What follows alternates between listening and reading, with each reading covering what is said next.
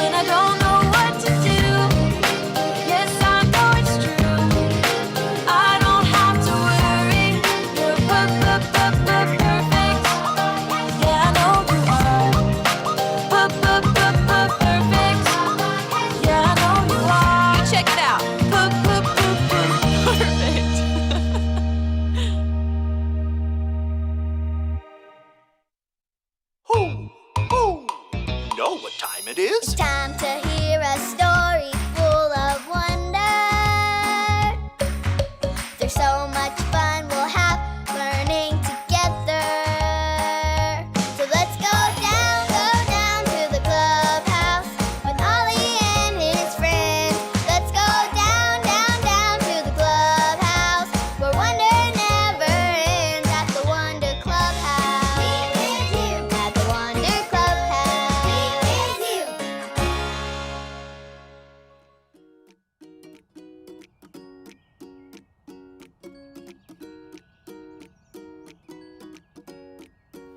Oh, hi there, friends. I'm Zoe, and I just found my old jump rope. But sadly, I can't jump in it right now because I have a cast. But I love that I get to jump in so many different ways. I could jump like kangaroo. Or a frog. Ribbit. Ribbit. Ribbit. Or a grasshopper. It's so fun jumping in so many different ways. Ho! Ho! It's Ollie! Hello, Zoe. Ho! Ho! Jumping all around, are you? Hi, Ollie. I sure am. There are so many different ways I can jump. Jumping is fun. It's true. Jumping God's way is perfect for you. Listen to this story. Just follow me through. Hoo, hoo. Follow me through, follow me through, who? Ollie's got a Bible story for me and you.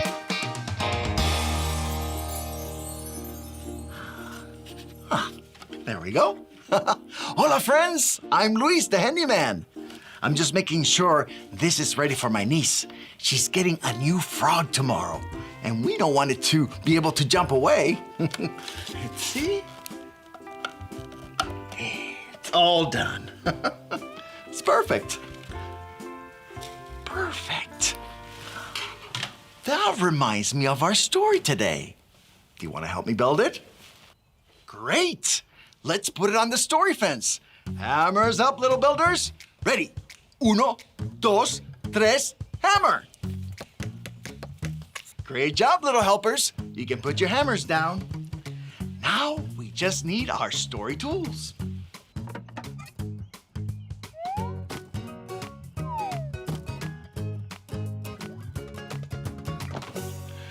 Yep, we have everything we need. Today's true story from the Bible begins with a man named Gideon. One day, God said, take an army and go defeat the big, powerful Midianites. Now, Gideon knew that God's way is perfect, so Gideon jumped, and went God's way. He got together the biggest army of men he could find. Look at all of them. They were ready to go. But God said, Gideon, you have too many men. Make the army smaller. So Gideon said to the army, if anyone's afraid, you can go back home. Wow, that's a lot of men. How will they defeat the Midianites now? But Gideon knew that God's way is perfect. So he jumped, and went God's way. The army was now ready to go again. But God said, there are still too many men. Make the army even smaller. Take them to the water and tell them to get a drink. Then God said, the men who put their faces down to the water should leave. The men who lifted the water to their mouth with their hands should stay. Now there were only a few men left in the army. But God said, go and fight, I will be with you. So once again, Gideon jumped, and went God's way. Charge! And what do you think happened? Did they win or lose? They won! Of course they did, because God's way is what? Perfect! It's true. You know, sometimes when God asks us to do something, it doesn't always make sense. But we can trust that God's way is perfect. So we can jump, and go God's way. Hey there, Ollie. Tell me, whose way is perfect? God's way is perfect. Yes, it's true. Now let's hear it from you. Tell me, whose way is perfect? God's way is perfect. That's the truth, friends. You better believe it. Adios. So there's your story, and it's all true. Gideon jumped God's way, and you can too. Thanks, Ollie. Goodbye to you. Hoo, hoo. What a great story. Gideon started with a big army, and then God said, make it smaller. Gideon went God's way and won the battle. God's way is perfect. I think I got the story. Did you get it? If you did, say got it. Get it? Got it! Good. It's fun being able to do things like a frog or a kangaroo, but it's even better to do things God's way. God's way is perfect. I'm going to jump God's way. I'll see you next time. Bye!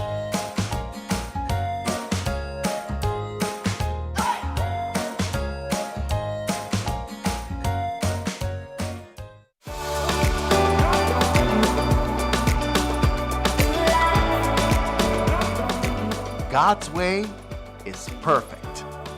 2 Samuel 22:31. God's way is perfect. 2 Samuel 22:31.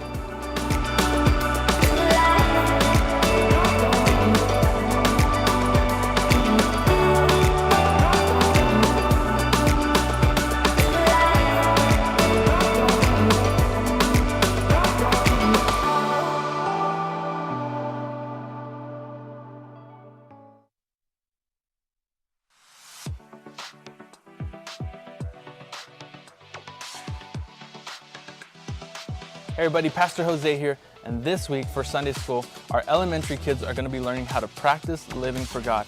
And that covers a large area, right? The way they treat their siblings, the way they treat their parents, the way they treat their coaches, and talk about the things that matter most in their life. But are they really honoring God in all areas? And so in our Bible lesson today, we're going to talk about Mark chapter 12, where there's a widow who has only 2 pennies left, and she offers it to God because she's trusting Him in all areas of her life, not just finances. She truly just trusted God with whatever He had for her. And so Jesus makes an example out of her and teaches the disciples that truly she had given everything she had to God because she trusted Him. And that's what we want boys and girls this week to understand. To practice living to God means you truly trust Him in everything in your life. So God bless you, and we hope you enjoy the service. Make sure you're here, and we'll see you soon. Our memory verse for this Sunday is 1 Timothy 4:8. It says, "Physical training has some value, but being godly has value in every way. It promises help for the life we're now living and the life to come." 1 Timothy 4:8. God bless you, and enjoy the service.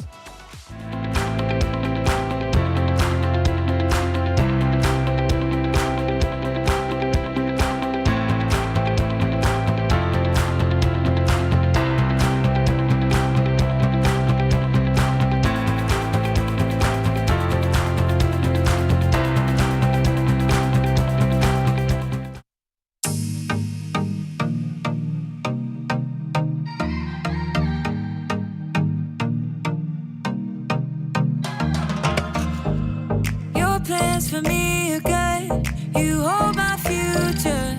You're working all the time. You're the mountain mover. From sunrise to sunset, till the sun comes back up again. You're by my side. You started a good work in me. I know that you will complete it. You will see it through. Yeah, I know that you're still working on me. And everything that you say you'll do, 'cause I believe that you are faithful, oh, you are faithful, oh, you are faithful. I'll trust your every word, 'cause I believe that you're working for my good. Yes, you're committed. From sunrise to sunset, till the sun comes back up again, you're by my side. You started a good work in me. I know that you will complete it. You will see it through. Yeah, I know that you're still working on me. And everything that you say you'll do, 'cause I believe that you are faithful, oh, you are faithful, oh, you are faithful. You are my hope, you are my future. You are the mountain mover. You are faithful. You are my hope, you are my future. You are the mountain mover. You are faithful. You started a good work in me. I know that you will complete it. You will see it through. Yeah, I know that you're still working on me. And everything that you say you'll do, 'cause I believe that you are faithful, oh, you are faithful, you are faithful, oh, you are faithful.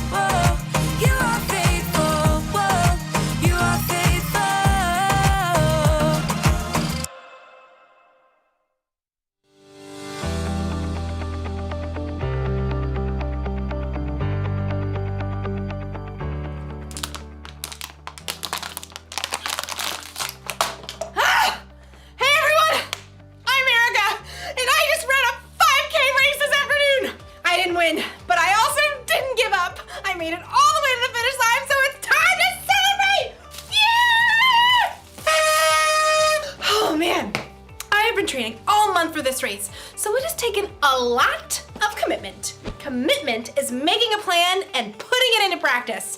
I made a plan, and I practiced a lot. All that running.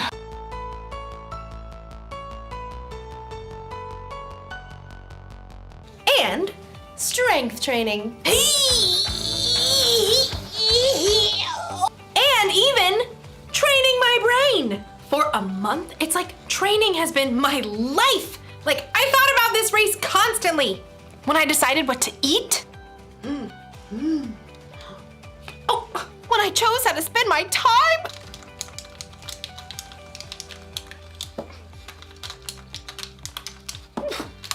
From morning until night, I kept my mind on the race. That's what you gotta do when you truly commit to something. Like, you've gotta live like it's important to you. Today's story is about a woman who lived her whole life that way.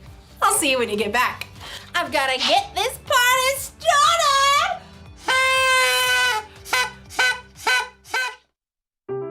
The Bible. It's 66 books of history, stories, letters, and poetry that fit together to form God's one big story. The epic adventure of how He created us and loves us so much that He made a way to rescue us. As we travel through the Bible, from Genesis to Revelation, we discover people who met God and found their lives changed forever. Now, for an amazing story, inspired by the book of Mark, chapter 12. Verses 41 through 44. When Jesus rode into Jerusalem on a donkey the week before Passover, the crowds were excited. Hosanna! Blessed is the one who comes in the name of the Lord! Hosanna! In the name of the Lord! But the religious leaders were not. He's turning the world upside down. We'll have to fix that, won't we? All week, the religious leaders sent men to try trapping Jesus with trick questions. Teacher, is it right to pay taxes to Caesar? Every time, Jesus gave a wise answer that caught them off guard. Give back to Caesar what belongs to Caesar, and give back to God what belongs to God. Jesus knew the religious leaders were so puffed up with pride, they didn't want people to listen to anyone else. Jesus even warned the crowds about them. Watch out for the teachers of the law. They love to have the most important seats. They take over the houses of widows. They say long prayers to show off. One afternoon, Jesus and his disciples visited the temple. They sat down to rest for a moment across from the box where people came to put money they offered to God. Perhaps the disciples, mostly poor fishermen themselves, were impressed by the rich men giving gifts. Check out his robes. I think they actually might be silk. Jesus watched the rich men dropping handfuls of gold coins into the box. He knew that, like the religious leaders, they were proud to show how important they were. Check this out, world. Money, money, money. Always sunny in a rich man's world.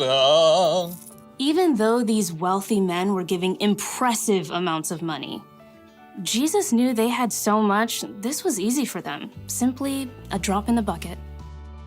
Huh. She looks a little out of place. The next person in line clearly wasn't wealthy. In fact, her patched robe showed she didn't have an extra cent to spare.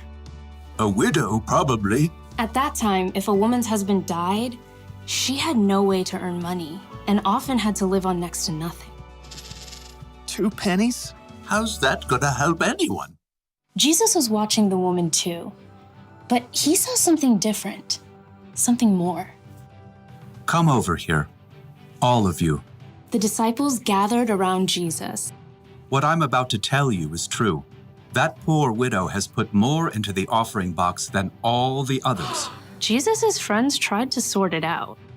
Excuse me, pennies versus gold? You couldn't buy an order of fish nuggets with that. Jesus knew what his disciples were thinking. The others all gave a lot because they are rich, but she gave even though she is poor. She put in everything she had. That was all she had to live on. Oh. When you put it like that. The rich men, like the religious leaders, were concerned with what things looked like on the outside. They didn't want to give in a big way that might force them to change on the inside. But the poor woman, who had almost nothing, chose to give everything. And Jesus saw her heart and knew that her pennies were worth far more than the rich man's gold.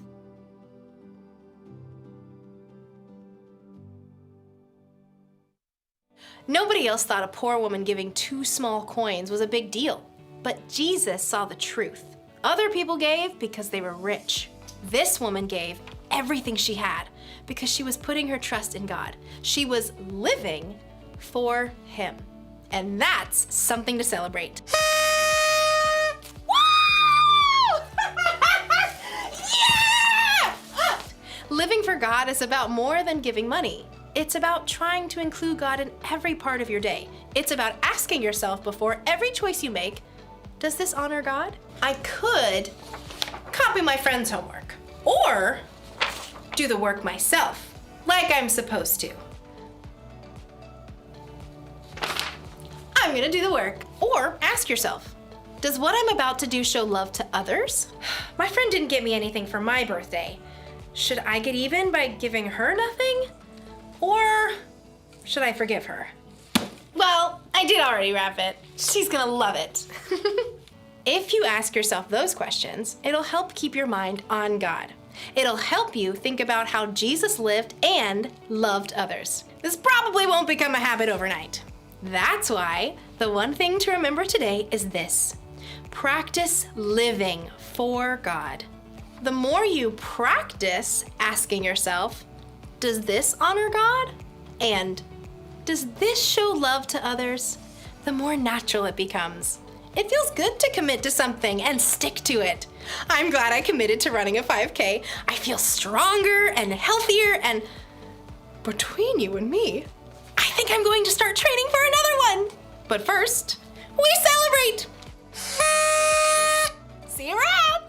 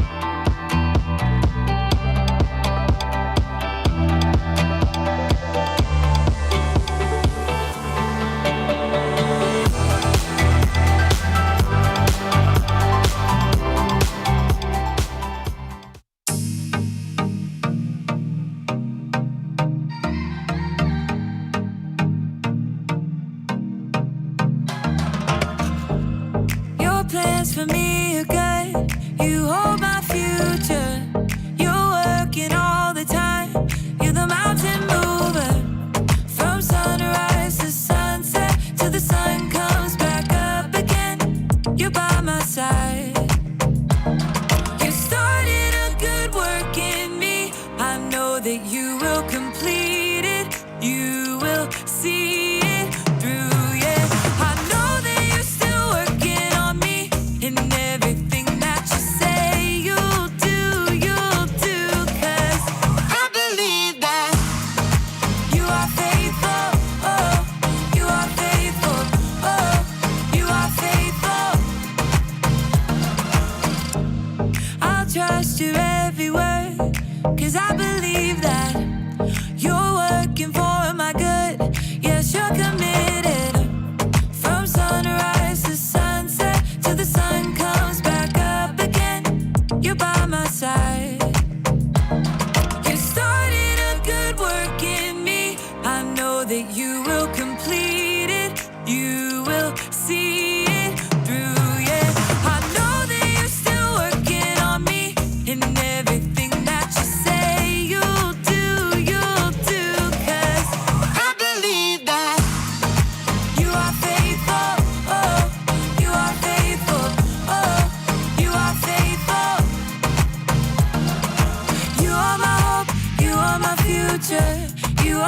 mountain mover. You are faithful. You are my hope. You are my future. You are the mountain mover. You are faithful. You started a good work in me. I know that you will complete it. You will see it through, yeah. I know that you're still working on me. In everything that you say you'll do, 'cause I believe that you are faithful. Oh, you are faithful. You are faithful. Oh, you are faithful. Oh, you are faithful. Oh, you are faithful.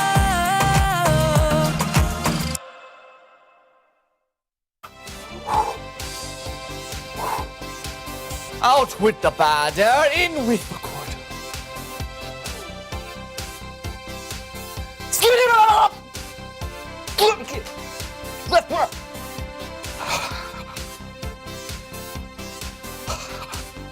Come on, kick! Kick!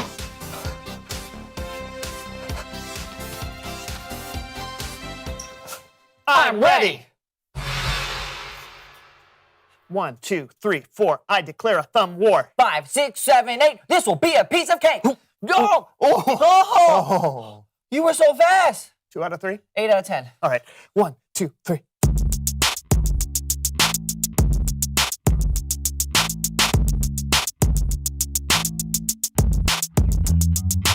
Hey everybody, I'm Brandon. And I'm Lawson. And welcome to the So-and-So Show. And I personally am very excited to be here today because I have something special up my sleeve. Oh, really? You got a surprise for us? No, I have something special up my sleeve. Oh, you meant that literally. I mean, usually when people use that expression, it's because they have a surprise or they have something unexpected to share. Oh, well, I have that too. Oh, really? What is it? Please welcome someone who knows stuff. Ooh.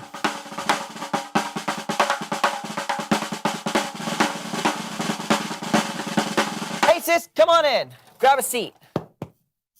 All right, you're Lawson's sister? Yeah. Oh, nice to meet you. Good to meet you too. Yeah. Brandon? Oh, yeah, you know me. Yes, Brandon is my name. Lawson, talk about me? Yep. Who does he think's funnier, me or John? You know what? I have a better question for you. Why don't you tell us who you are and what you know? Ooh. Well, I'm Ivy Catherine, and I know a lot about music. Oh, that's cool. Do you play an instrument or something? Yeah, I play several, but the most fun is playing in our family band. Family? You have a family band? I've told you this before, Brandon. No, you have not. I would have remembered that. Flashback! What are we going to do on the show this week? I feel like we've done everything. Oh, we can bring on my sister and brothers. We have a really cool family band. There's just nothing new out there.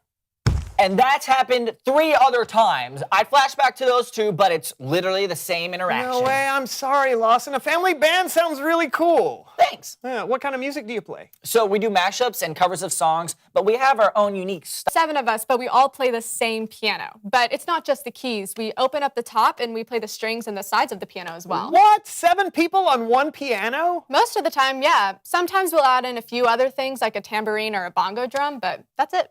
Wait, okay, does it hurt the piano to like bang on it like that? No, not at all. It's actually a very robust instrument. Huh. Everyone wonders that, though. Yeah, that must be a lot of hard work getting the parts down just right.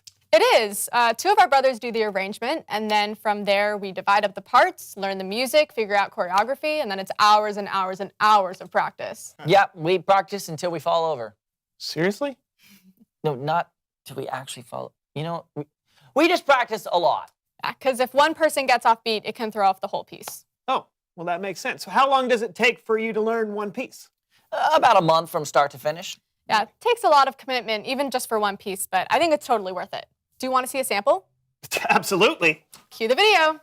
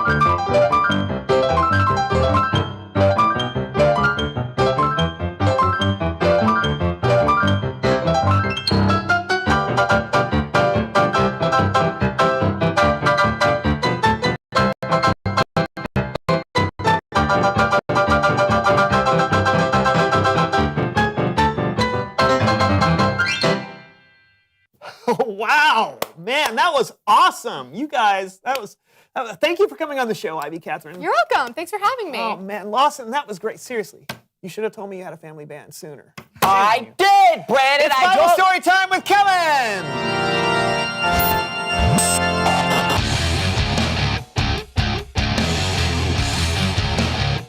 Hey, guys. Hey, Kellen. Hey. What's going on today? Oh, Lawson's sister came on. Their family is so talented. Did you know he's in a family band? Of course. Lawson's always talking about them. Okay, I get it. What's going on with you, Kellen? Well, today's story begins with Jesus and his disciples hanging out where people gave their offerings at the temple. You guys up for helping me out? Sure thing. You got it. Great. Because it's time for our human head puppet theater.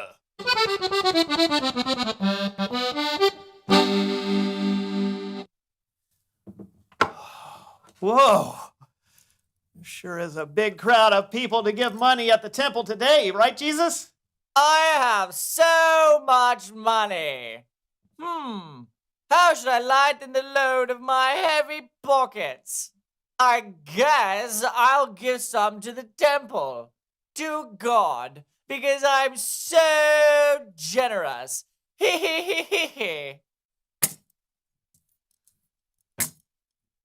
Money. Jesus watched the crowds come and put their money into the offering boxes. A lot like how today we put money into the offering at church. There were a lot of rich people who came and gave large amounts. Oh, don't mind me. Just giving a lot of money today.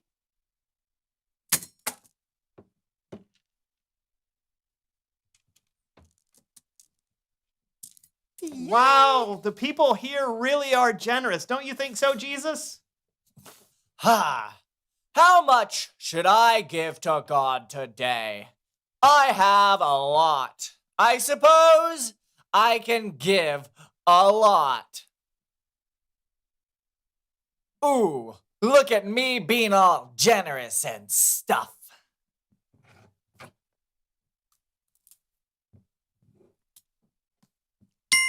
A little later, a poor widow came into the temple. She put in 2 very small copper coins. They were only worth a few pennies. What? That lady caught your attention? Jesus said, that poor widow has put more into the offering box than all the others. What? No, Jesus, didn't you see what all the others gave? I mean, they gave way more. Way more. The others gave a lot because they are rich, but she gave even though she is poor. She put in everything she had. That was all she had to live on. That is generous. Jesus knew that by giving all she had, the poor widow was trusting God with her entire life. The end. Bravo! That's amazing. Isn't it? The poor widow had so much faith. She showed us what it could look like to live completely for God. I wish I had that much faith. You can. But like everything else, living for God takes practice. It takes commitment. Like with your family band. Totally. Thanks for the story, Kellen. Anytime. I'll see you guys later. I really do want to learn how to live for God. Well, then let's learn together. Reveal the question. How can you live for God? Yeah, that's a big question. Where do you even start? It's like Kellen said, it takes practice. You can practice by hearing what God says to us in the Bible or through other people. Yeah, you can live for God when you pray and when you talk to other people about Him. Yeah, it's about honoring God and treating others the way you want to be treated. What are some of your answers? How can you live for God? You guys talk it out, and we'll see you next time. I'm Brandon. And I'm Lawson, and this was the So-and-So Show! So-and-So Show. So is that the So-and-Show? Yes, I think it is. Wow, the So-and-So Show is my favorite kids show ever. 5, 6, 7, 8, off. Coming to a streaming service near you. Recorder solo. Oh, no. This was a mistake. Yeah, I think so. We took a vote. You're out of the band.